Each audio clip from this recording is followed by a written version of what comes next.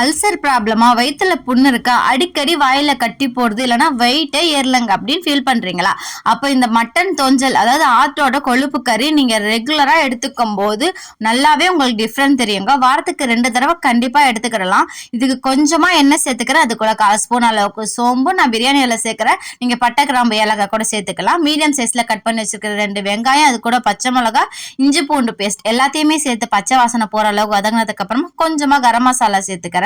ஆட்டு தோஞ்சல் எப்படி கிளீன் பண்றதுன்னு ஆல்ரெடி வீடியோ நான் போட்டிருக்கேன். வேணும்ன்றவங்க டிஎம்னு சொல்லுங்க, நான் உங்களுக்கு டைரக்டா சென்ட் பண்றேன்.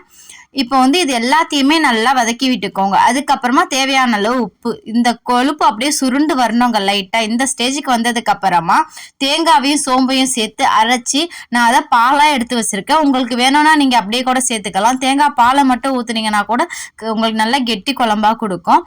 இது கூட தேவையான அளவுக்கு தண்ணி சேர்த்துட்டு லைட்டா மல்லி இலையை தூவி 3 விசில் விட்டு எடுத்தீங்கன்னா ஆட்டு தோஞ்சல் கறி ரெடி.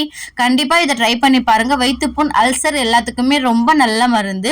உங்களுக்கு கொலஸ்ட்ரால் இருக்குன்னா மட்டும் நீங்க அவாய்ட் பண்ணிக்கோங்க. குழந்தைங்களேன்னு பெரியவங்க வரைக்கும் வாரத்துக்கு 2 தடவை தாராளமா எடுத்துக்கலாம். இந்த வீடியோ பிடிச்சிருந்தா உங்க ஃப்ரெண்ட்ஸ் அண்ட் ஃபேமிலிக்கு ஷேர் பண்ணிட்டு அப்படியே சேனலை ஃபாலோ பண்ணிக்கோங்க.